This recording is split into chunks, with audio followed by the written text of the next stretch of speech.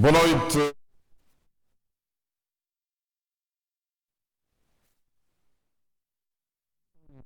Da Áustria, os dois diplomatas manifestaram a vontade em reforçar a cooperação com São Tomé e Príncipe.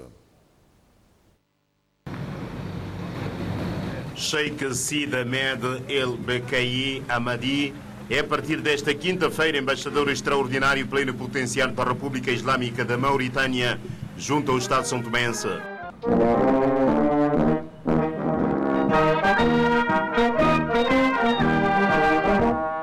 Depois de colocar-se diante da guarda de honra para saudar as bandeiras e ouvir o entoar dos hinos dos dois países, Sid Ahmed Ahmadi deslocou-se ao Salão Nobre do Palácio Presidencial, onde entregou ao Presidente da República, Evaristo Carvalho, a carta que o credencia como embaixador da Mauritânia em São Tomé e Príncipe, com residência em Luanda, Angola.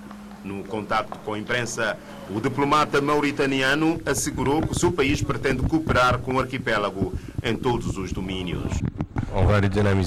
Vamos dinamizar a cooperação entre os dois países. O Presidente da República acreditou também o novo embaixador da Áustria. Sinto-me satisfeito de estar neste belo e admirável país de pessoas afáveis com o Presidente da República. Abordei o reforço das nossas relações bilaterais e da necessidade de se explorar outras áreas que sejam vantajosas para ambos os países. O novo embaixador da Áustria fecha assim a agenda desta semana do Presidente da República, Evaristo Carvalho, em matéria de acreditação de novos diplomatas junto ao Estado São Tomense. O Presidente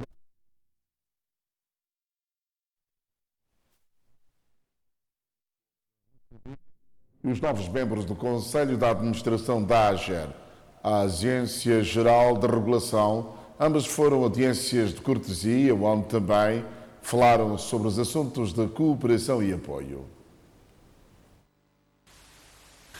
Um dia após a apresentação da sua carta credencial ao Presidente da República, Santos Álvaro, o embaixador da República de Moçambique, foi encontrar-se com o responsável da Casa Parlamentar. Com o Presidente da Assembleia Nacional, o diplomata moçambicano falou sobre a possibilidade de ambos os países virem a cooperar.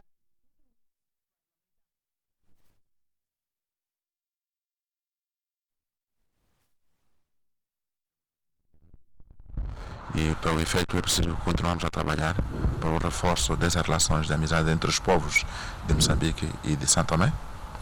E Sua Excelência, o Presidente da Assembleia Nacional, avançou com a ideia de assinatura de um protocolo de cooperação entre a Assembleia Nacional de São Tomé e Príncipe e a Assembleia da República de Moçambique, ao abrigo do qual as duas casas legislativas possam fazer a troca de experiências, troca de legislativas, troca de informações, e peguei essa ideia, eu vou transmitir a Moçambique e penso que brevemente teremos um instrumento que regule esta relação entre as duas casas legislativas. Por outro lado, José da Graça Diogo recebeu também em audiência os novos membros do Conselho Administrativo da Agência Nacional de Regulação, AGER. A Assembleia é a casa que faz a lei, de acordo com o artigo 97, a linha B da Constituição, e sendo presidente da Assembleia, então viemos também falar com ele no sentido de quando tiver alguma lei que a gente necessita, no sentido de mandar dar diligências para avançar com a lei, porque a lei e o decreto-lei são os instrumentos importantes para a AGER para desenvolver o seu trabalho. Por isso, falamos com o senhor Presidente, que é também um conhecedor da casa AGER, porque ele também foi funcionário daquela instituição, conhece bem a casa e mostrou-se a sua disponibilidade de dar todo o apoio à AGER. Os encontros aconteceram na manhã desta quinta-feira no Palácio dos Congressos. O primeiro na manhã de hoje, 4 novos embaixadores que apresentaram as suas cartas credenciais ao Presidente da República, Evaristo Carvalho. Trataram-se de encontros de cortesia em que as partes aproveitaram para abordar aspectos ligados à cooperação. O embaixador de Moçambique foi o primeiro a ser recebido pelo primeiro-ministro Patrício Trovoada. Na saída, Santos Álvaro falou do objetivo da sua visita e das áreas de cooperação entre o seu país e São Tomé e Príncipe. Tive o prazer e a honra de ser recebido em audiência de cortesia com Sua Excelência o primeiro-ministro de São Tomé e Príncipe, depois de ter apresentado as credenciais ontem ao Presidente da República. Essencialmente, abordamos de mecanismos para o reforço das relações de amizade e cooperação, relações essas que são históricas entre Moçambique e São Tomé, áreas em que possamos focalizar a nossa cooperação, de forma tal que se mantenha e se fortaleça e traga vantagens para os nossos dois países. Está a falar de que áreas? Saudar.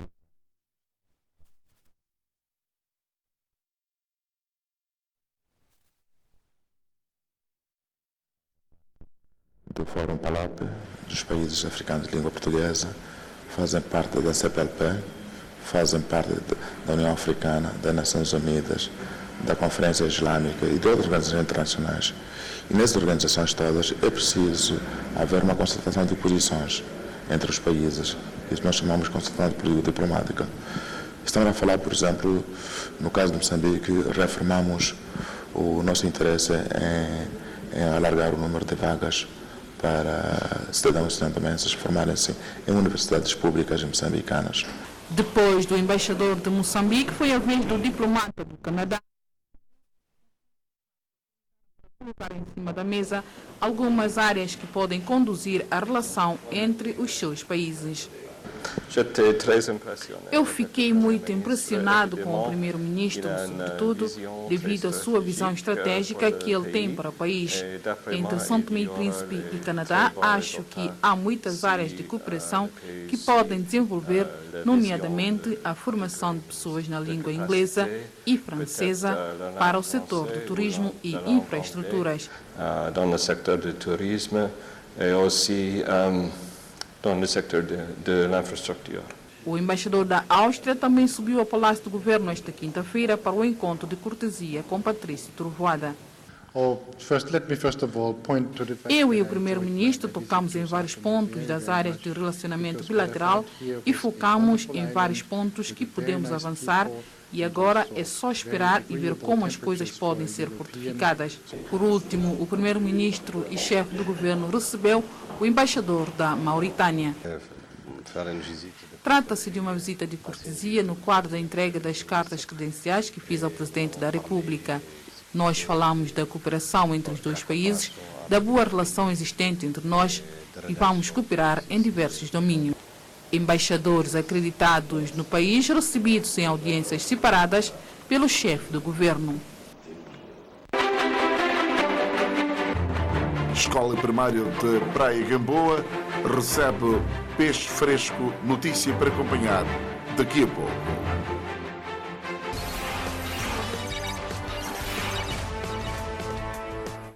O Primeiro-Ministro desvalorizou as críticas feitas contra o seu Executivo e ele próprio na cerimónia que marcou o Dia da Liberdade de Imprensa, assinalado ontem.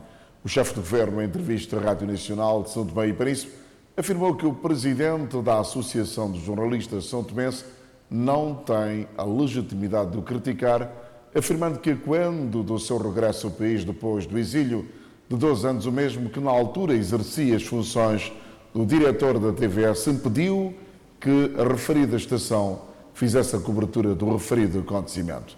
Patrício Trovoada sublinhou que não há censura em São Tomé e Príncipe, apontando alguns exemplos.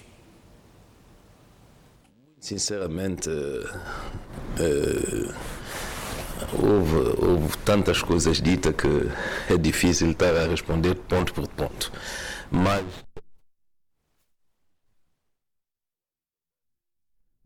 se estamos a falar das liberdades, eu acho que essa liberdade me permite também responder algumas coisas. E eu só quero dizer, no caso de um presidente da associação, o senhor Juvenal Rodrigues, eu recordo que quando eu regressei em 2014 de um exílio de 2 anos no estrangeiro, eu, como presidente do ADI, regressei ao país. Eu vinha com 4 deputados portugueses, estávamos em campanha, salvo eu, devia haver uma cobertura de 6 ou 7 órgãos de comunicação social estrangeiro, televisões, agências, etc. Milhares de santomenses no aeroporto, milhares de santomenses a andarem comigo do aeroporto até o mercado, onde depois fiz um comício. Nesse dia, o senhor Juvenal Rodrigues e o seu colega, que era diretor da Rádio Nacional, não passaram nem um meio segundo relativamente a essa notícia. Por isso, eu não sei qual é a legitimidade desse indivíduo vir fazer críticas sobre censura, liberdade de imprensa e tudo mais.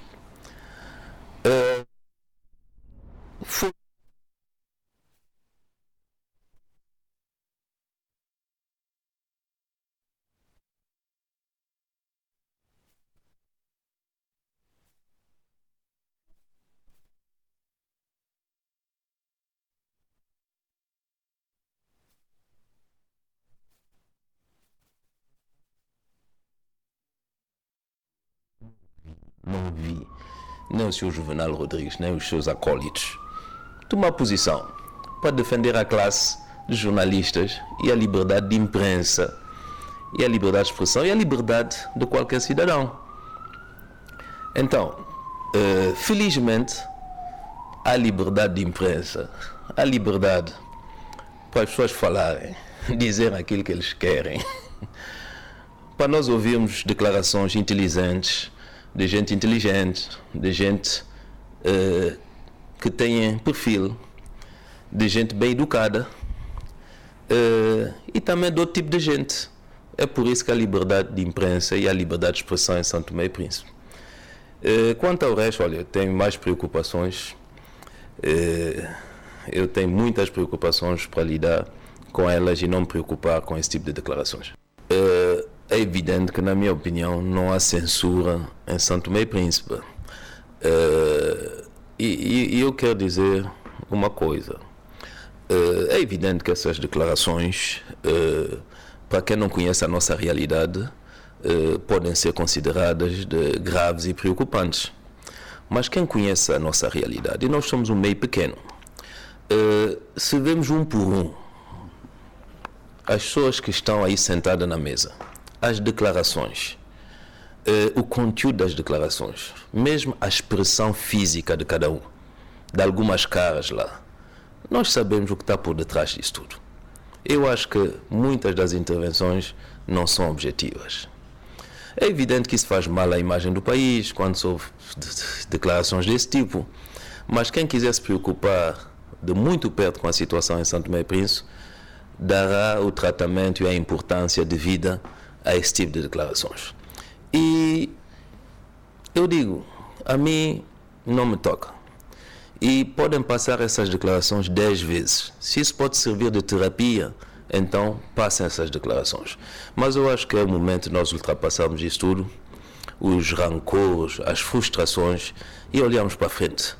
E aqueles que não querem olhar para frente, não querem contribuir, não querem trabalhar para melhorar a classe jornalística, para melhorar a formação, para melhorar a gestão, então ficarão pelo caminho. Na localidade de Sampo-Jato, uma residência foi consumida por completo pelo fogo. Tudo aconteceu por volta das 4 da madrugada desta quinta-feira. Eram 4 da manhã quando a senhora Maria das Neves de Almeida foi surpreendida com fogo no seu quarto. 4h30 da cama.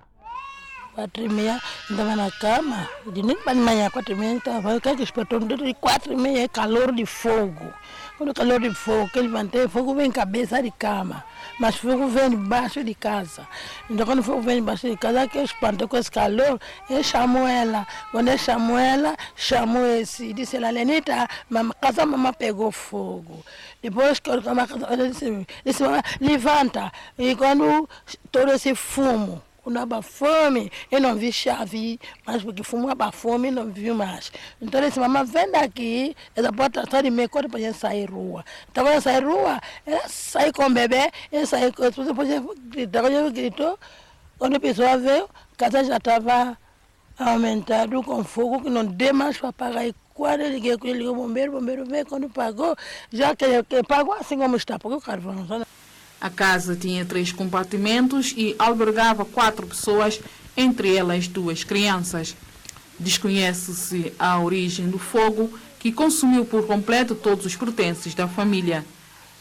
Mais uma vez, o fogo fazendo das suas, deixando ao relento esta família na localidade de Sampunjata, no distrito de Mesoche. A Escola Primária de Praia Gamboa recebeu nesta tarde baldes de peixe fresco. A ajuda veio da Associação dos Moradores da localidade das Praias Gamboa, Cruz e Luxinga, em parceria com a Comissão dos Pais dos Alunos. Foi uma tarde diferente na Escola Primária de Praia Gamboa. Os alunos e professores, juntos num ambiente de festa, receberam ajuda da Associação dos Moradores da localidade de Praia Gamboa, Luxinga e Praia Cruz e a Comissão dos Pais, de baldes de peixe fresco. Sempre oferecer as crianças, todas essas crianças são as nossas crianças e isso é a nossa obrigação há muito tempo, mas chegou um momento agora que nós estamos preparados com essa organização, essa comissão nós chamamos 15 dias em começar a dar pontapé saída, que é trazer peixe para a escola e oferecer suporte em Praia Cruz também, algum peixe e algum valor militar, que a equipa também precisa crescer mais. São peixes de várias qualidades e tamanhos e surgem da vontade desses moradores e encarregados de educação dos alunos de colaborar com algumas escolas da periferia no sentido de melhorar as condições alimentares das crianças e estudantes. Um gesto que agradou bastante a direção da escola de Praia Gamboa e os alunos beneficiários. Nós, os alunos desta escola, gostaríamos de agradecer a amabilidade da Vossa Excelência pela forma tão gentil em ter apoiado os alunos desta escola com pescado de qualidade para nossas refeições. Façamos votos que este valioso gesto tivesse a sua continuidade para os futuros educandos desta escola. Essa ajuda é de louvar, é um grande estímulo para a cantina escolar, principalmente nas refeições diárias dos nossos educandos. Nós sabemos que somente esse gênero que, graças a Deus, a PNASE nos oferece, não chega. Então, o trabalho conjunto da PNASE, a direção das escolas, comunidade, comissão dos pais, já vem contribuir e muito para refeições quentes diariamente, todos os dias. A escola primária de Praia Gamboa foi o local escolhido para o pontapé de saída, porém a iniciativa deverá abarcar ainda as escolas de Francisco José Tenreiro e o Jardim Porcelana. Quinzenalmente, esta Comissão de Pais e Encarregados de Educação e a Associação de Moradores espera honrar com o compromisso de fornecer peixe fresco a estas escolas e a equipa de futebol de Praia Cruz. A Comissão Eleitoral Nacional deu esta quinta-feira uma conferência de imprensa e afirma que está a decorrer a bom ritmo o processo de inscrição nos cadernos eleitorais por parte dos eleitores no país. Até o momento já foram inscritos cerca de 84 mil eleitores. O processo de licenciamento eleitoral de raiz, que já se encontra na fase final, tem correspondido às expectativas, apesar de alguns constrangimentos. O porta-voz da Comissão Eleitoral Nacional, numa conferência de imprensa, fez o balanço do processo e afirmou que até o momento já foram inscritos cerca de 84 mil eleitores. Até este preciso momento, conseguimos inscrever 84.485 eleitores, o que corresponde a 83,5% de eleitores, se compararmos com a base de dados de 2016. Os desafios da CEN são permanentes, pelo que estamos empenhados em tudo fazer para atingirmos os objetivos a que nos propusemos em recensearmos todos os cidadãos com capacidade eleitoral. Por isso, tal como dissemos na nossa primeira comunicação, reforçamos os distritos de Água Grande e de Mesoche com mais brigadas de recenseamento, com o intuito de contornar o constrangimento da falta de energia elétrica verificado no primeiro mês dos trabalhos. É assim que, pela primeira vez, experimentamos escrever público-alvo específico, ou seja, deslocamos a diversas instituições públicas e privadas, onde recenseamos os respectivos funcionários que, pela natureza das suas funções, por ocasião. Ambrósio Quaresma avançou que estarão vigilantes para que não haja duplicidade de documentação. Apelar também aos eleitores para se absterem de qualquer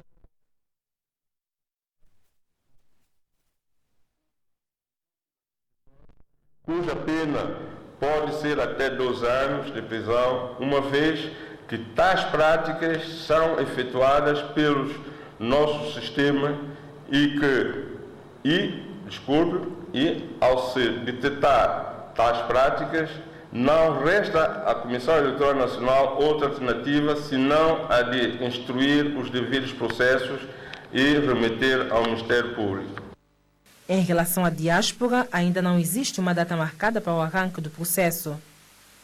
Estamos ainda a fazer todos os esforços aqui em Santo Tomé e Príncipe para nós recuperarmos um mês que nós tivemos problemas de energia elétrica. Estamos a tentar fazer todos os esforços para recuperarmos esse mês.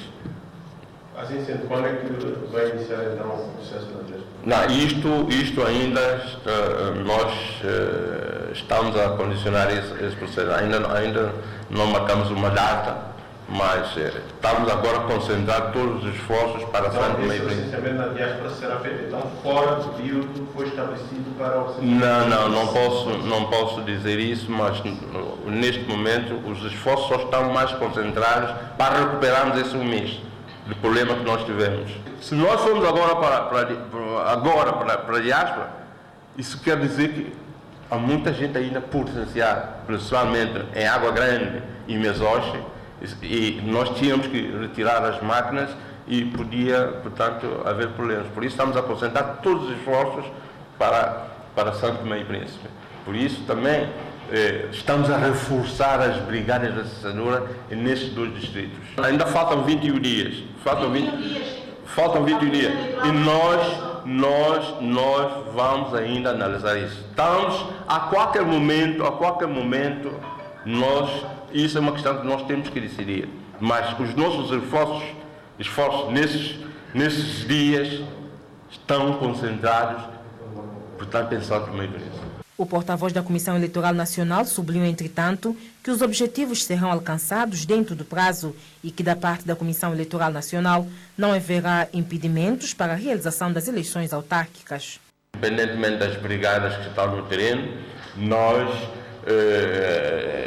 pedimos aos ministérios, empresas públicas, serviços, que tenham pessoas que, no primeiro mês, o problema que nós tivemos, de constrangimentos que nós tivemos sobre a falta de energia elétrica, e esse caso já não se põe. Agora estamos a reforçar as brigadas todas no terreno e pensamos atingir os nossos objetivos. Portanto, não há nada que possa condicionar qualquer ato eleitoral que venha aí dentro de 2 ou 3 meses. Nós temos as nossas funções para terminar os nossos trabalhos de licenciamento eleitoral até 25 de maio. Depois disso, há alguns prazos que nós temos que cumprir, publicação, elaboração, publicação, recursos e tal, tudo isso. Portanto, vamos fazer dentro de um mês e pouco, 2 meses, estará tudo concluído. Não há nada que possa condicionar, porque quanto a responsabilidade do governo para com a Comissão está tudo sendo cumprido. Comissão Eleitoral Nacional no balanço do processo de inscrição dos eleitores no país, que arrancou a 26 de fevereiro e que deverá terminar a 25 deste mês. Por ocasião da celebração do 8 de maio, Dia Internacional da Cruz Vermelha do Crescente Vermelho, cujo ponto alto este ano será a região autónoma do Príncipe, os 2 principais liceus do país acolheram palestras sobre o papel da Cruz Vermelha na sociedade. Atentamente ouviram a dissertação sobre a prevenção de acidentes nas escolas, locais públicos, socorrismo e catástrofe. São dentre várias competências da Sociedade Nacional da Cruz Vermelha, que em todo o mundo celebra 8 de maio, Dia Internacional da Cruz Vermelha e do Crescente Vermelho, criado por Henri Dunant. Os estudantes, nesse caso os alunos, mostraram algum conhecimento sobre a Cruz Vermelha, mas nós viemos complementar, digamos, algumas informações para esses mesmos estudantes, espelhando também, digamos, aquilo que é o movimento internacional da Cruz Vermelha como tal. Em todos os lugares, para todos, o lema escolhido para este ano não foi por acaso. A mensagem assenta nos princípios da organização, que se distancia da política e serve sem olhar para a cor, nem tampouco raça. O que é isto? Então nós explicamos também o emblema e o símbolo da Cruz Vermelha aos alunos. Nós falamos também das ações da própria Cruz Vermelha, da sociedade nacional, falamos das ações da federação e as ações também, digamos, o âmbito da amplitude das atividades do Comitê Internacional. Eles ficaram a saber a criação da própria Cruz Vermelha como tal.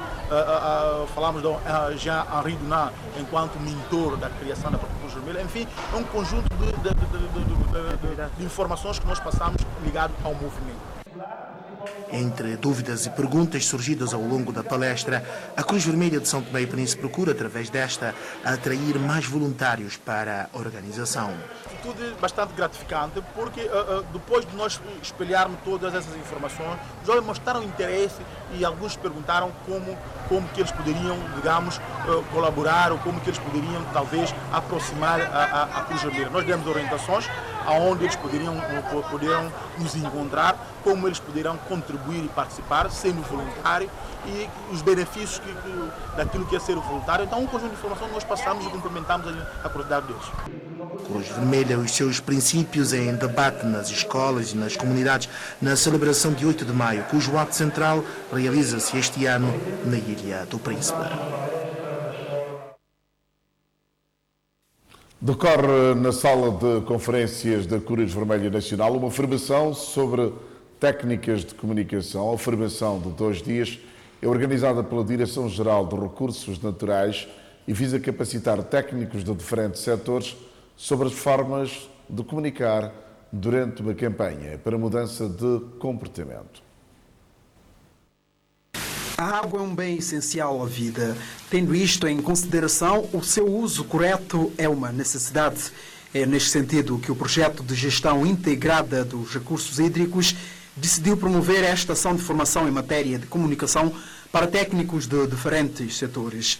A ideia é muni-los de técnicas de comunicação para estarem à altura de passar mensagens durante uma campanha para a mudança de comportamento. No caso concreto, sobre a gestão integrada dos recursos hídricos, especificamente água. Os grupos selecionados são grupos que já trabalham, portanto, no domínio da comunicação dos diferentes sectores e, portanto, nós usamos o conhecimento que esses grupos têm em matéria de comunicação para refrescar o conhecimento deles em relação a este tema que é atual, que é a gestão integrada dos recursos hídricos. Os formandos, utilizados para essa ação de formação, nós tentamos juntar o útil ao agradável, fazendo valer das valências que têm os fazedores da comunicação social nós incluímos neste grupo, embora nós estamos a tratar especificamente da comunicação direta, portanto uma comunicação interpessoal, frente a frente, porta a porta, o que não tem nada a ver com os meios de comunicação, mas fazendo usar a vontade que os fazedores da comunicação têm em matéria de informação, nós os integramos nessa formação. Por outro lado, os outros grupos selecionados que não fazem parte da comunicação foram tidos em conta a experiência que já têm no domínio da comunicação. A formação de 2 dias termina esta sexta-feira. Depois de formados, estes técnicos vão fazer parte de uma equipa que vai realizar campanha de sensibilização sobre recursos hídricos. Ainda sem uma data marcada, a mesma vai começar num distrito piloto a identificar e depois será extensiva a todo o país.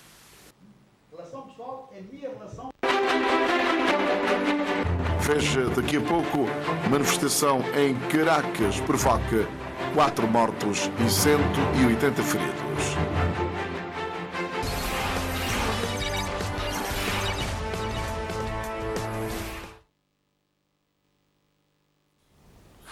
Nos Estados Unidos, republicanos do Congresso querem levar a cabo um voto para eliminar a Lei de Proteção e de Cuidado de Saúde ao Paciente, conhecida como Obamacare. Uma iniciativa possível depois de vários republicanos terem decidido votar a medida, ao contrário do que fizeram anteriormente. Espera-se em Washington que, com o novo posicionamento de alguns representantes, a lei seja modificada. O fim da lei Obamacare foi uma das grandes promessas do presidente Trump durante a campanha para as presidenciais. Depois de eleito, o presidente dos Estados Unidos procurou apoio no Congresso. No entanto, as tentativas de aprovação da lei de cuidados de saúde falharam 2 vezes. A Lei de Cuidados de Saúde do presidente Barack Obama entrou em vigor em 2010. Graças à medida, cerca de 15% da população dos Estados Unidos passou a ter acesso a seguro de saúde. Mas, para os republicanos, a lei tem custado demasiado ao governo federal. Por isso, a nova Lei Americana de Cuidados de Saúde, como é conhecida, prevê cortes no seguro de saúde para os mais pobres, o Medicaid. Um jovem de 17 anos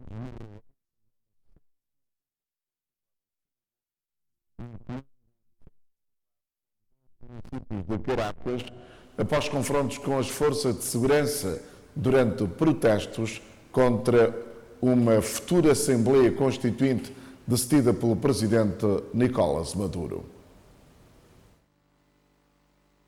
O menor morreu depois de ser atingido por um tiro de bala de borracha na nuca. Pelo menos 3 pessoas morreram também em confrontos com as autoridades no estado de Carabobo, no centro da Venezuela. Em Caracas, os confrontos surgiram depois de as forças de segurança reprimirem milhares de opositores que pretendiam marchar até ao parlamento venezuelano, onde a oposição é maioria. A presidente da Federação de Centros Universitários da Universidade Central da Venezuela, Rafaela Requens, disse à agência Lusa que, em Altamira, município de Chacao, um blindado da Guarda Nacional Bolivariana atacou um grupo de manifestantes e atropelou um deles. O Sindicato Nacional de Trabalhadores da Imprensa diz que pelo menos um jornalista e um fotógrafo ficaram feridos nos confrontos entre autoridades e manifestantes. As manifestações contra e a favor do presidente Nicolás Maduro subiram de tom no início de abril. As autoridades venezuelanas falam em 32 mortos e mais de 600 feridos até ao momento. A oposição reclama a libertação dos presos políticos, a convocação de eleições gerais e o fim da repressão. Manifestam-se também contra 2 sentenças do Supremo Tribunal de Justiça que limitam a imunidade parlamentar e em que aquele organismo assume as funções do Parlamento. Em conferência de imprensa em Sochi, na Rússia, Vladimir Putin e Recep Tayyip Erdogan, o chefe de Estado russo e turco, mostraram-se mais unidos do que nunca. O presidente russo afirmou que ambos concordam na necessidade de criar zonas desmilitarizadas na Síria e que estão de acordo que a paz só pode ser conseguida através do diálogo. Estamos de acordo, esta é a nossa posição comum, a de que a criação de áreas seguras deve pacificar a Síria e fortalecer o acordo de cessar-fogo. Como controlar o acordo nestas condições? Essa é uma questão para as futuras negociações. Apesar de defender esta solução, Putin diz que a luta contra o terrorismo vai continuar. Já o presidente turco valoriza o trabalho feito para no futuro se alcançar a paz. O cessar-fogo ou o novo período de não conflito, como acordado pela Turquia, Rússia e Irão, e que está em prática, é uma janela de oportunidade, um impulso ao sucesso dos nossos esforços para encontrar uma solução política. Síria à parte, os dois chefes de Estado falaram na normalização das relações entre os dois países, principalmente em termos comerciais. Vladimir Putin afirmou que as duas economias já sofreram muito com as restrições impostas. Levantamento de restrições que não se aplica ao tomate turco, afirmou Erdogan, que pretende ver a situação resolvida, mesmo que temporariamente. Foi resgatado com vida um surfista que esteve desaparecido durante 32 horas no mar, a cerca de 20 quilómetros da costa da Escócia. Matthew Brice, de 22 anos, tinha sido visto pela última vez às 9 da manhã de domingo e ia surfar para a praia de West Park.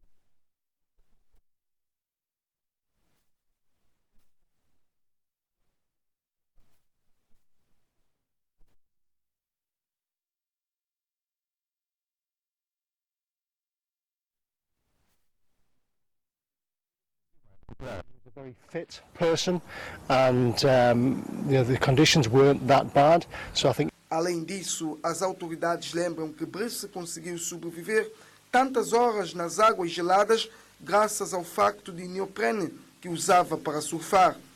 Natural de Glasgow, o surfista foi encontrado em estado de hipotermia, mas consciente, e transportado para o hospital de Belfast.